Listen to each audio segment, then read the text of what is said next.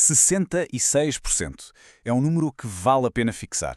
Estamos a falar do retorno médio, anual, do fundo de investimento mais bem-sucedido de sempre, o Medallion. Sabem, é um resultado tão consistente, tão absurdamente elevado, que a maior parte das pessoas em Wall Street achava que era pura e simplesmente impossível. E a pessoa por trás disto tudo? Bem, é um homem que, digamos, rasgou o manual de regras. Ele não era de todo um investidor. Esta é a incrível história de Jim Simons, o matemático que conseguiu decifrar o mercado. Ok, para termos uma ideia real da dimensão deste feito, temos mesmo de pôr as coisas em perspectiva. Vamos lá então pôr isto em contexto. O desempenho do Medallion não se limita a superar lendas como Warren Buffett ou George Soros. Ele simplesmente esmaga-os. Pensem assim, enquanto eles conseguiam retornos que já eram considerados excepcionais, o fundo do Simons, bem, parecia que estava a jogar um jogo completamente diferente, noutra dimensão. A sério, o poder dos juros compostos a este nível é algo quase surreal. Pensem bem nisto. $100. $100 investidos em 1988, 30 anos depois, valeriam quase 400 milhões de dólares. Repito, 400 milhões. Isto já não é só investir, é quase como dominar uma força da natureza. Mas como? Como é que isto foi sequer possível? A resposta, curiosamente, não se encontrava nos manuais de economia. Estava na criptografia, na mente de um decifrador de códigos. Muito antes de sequer pôr os pés em Wall Street, o Simons já tinha uma carreira de outro nível. Era um matemático absolutamente brilhante, chegou a decifrar códigos soviéticos para a NSA em plena Guerra Fria e depois liderou o departamento de matemática na Universidade de Stony Brook. A especialidade dele, encontrar padrões escondidos. Não era analisar relatórios de contas. E era esta a sua convicção mais profunda. Para o Simons, os mercados financeiros não eram assim tão diferentes de uma mensagem codificada do inimigo. Ele estava convencido de que, por baixo de todo aquele caos, de todo aquele ruído, tinha de haver padrões. Padrões que podiam ser decifrados, desde que se usasse a abordagem científica correta. A própria personalidade dele refletia esta obsessão. Era um verdadeiro outsider, sabem? Mas tão focado na eficiência que nem sequer usava meias. Sim, é verdade. Achava que era uma perda de tempo. E este pequeno pormenor diz tudo sobre a mentalidade implacavelmente lógica que ele ia aplicar ao caos dos mercados. Então, que método foi este? Que coisa revolucionária é que esta mente inventou? A resposta não estava em tentar adivinhar qual seria a próxima Apple ou a próxima grande crise financeira. Não, era algo muito mais subtil e muito mais poderoso. É aqui que está a verdadeira revolução. Enquanto o resto de Wall Street andava a confiar na intuição, no feeling, nas conversas com os CEOs, Simons fez exatamente o contrário. Apostou tudo em dados. Dados puros, modelos matemáticos, algoritmos. O objetivo dele era simples e radical. Tirar o ser humano e as suas emoções, os seus medos, os seus preconceitos da equação. Completamente. E a lógica por trás disto é, na verdade, surpreendentemente simples. É quase como fazer a previsão do tempo. Pensem nisto. Primeiro, eles juntaram décadas e décadas de dados históricos do mercado. Depois, pegaram nesses dados todos e meteram-nos em modelos de computador para encontrar padrões. E, por fim, o modelo fazia uma previsão dos movimentos a curto prazo e um algoritmo decidia compra ou vende. Sem instintos, sem emoções, só probabilidades. Mas a verdadeira jogada de mestre, a grande viragem estratégica, foi esta.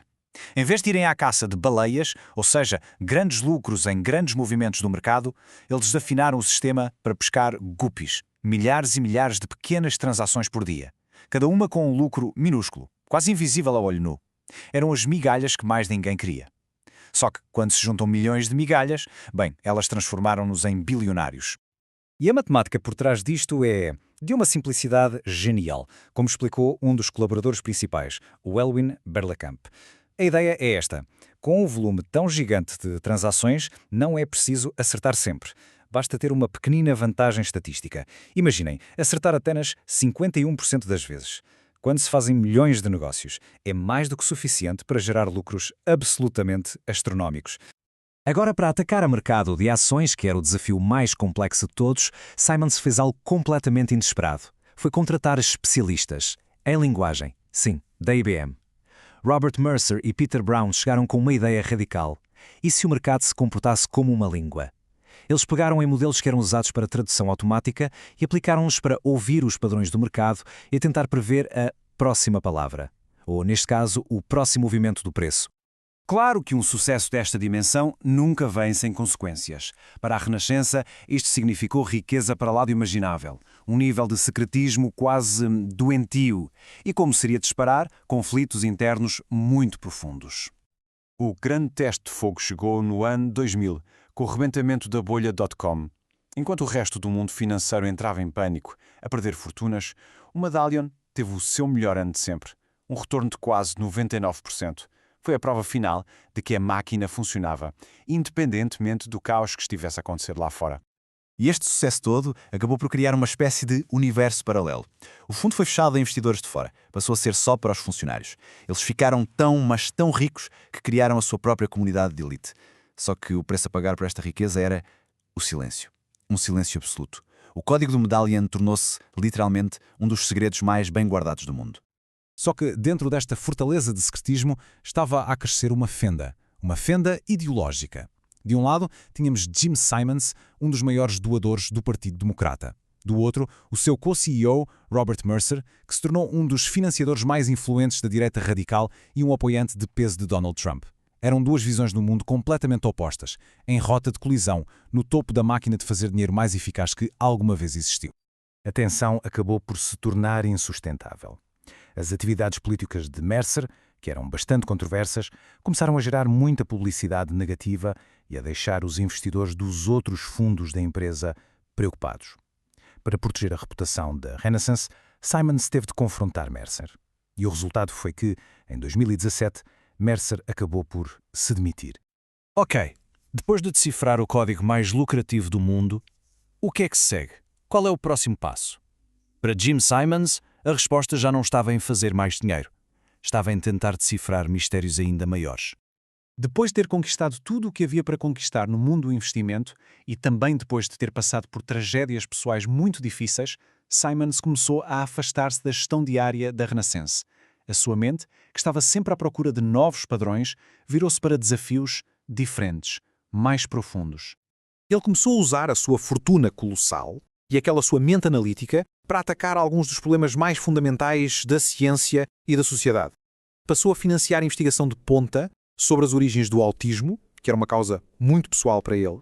Investiu milhões para melhorar o ensino da matemática e tornou-se um dos maiores financiadores privados da investigação sobre as origens do universo.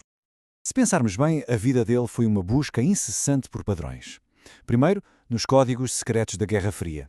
Depois, no caos aparente dos mercados financeiros. E, por fim, nos mistérios do próprio cosmos. Isto deixa-nos com uma pergunta final. Será que Jim Simons foi apenas um mestre dos mercados? Ou será que a sua verdadeira ambição sempre foi decifrar os códigos do próprio universo?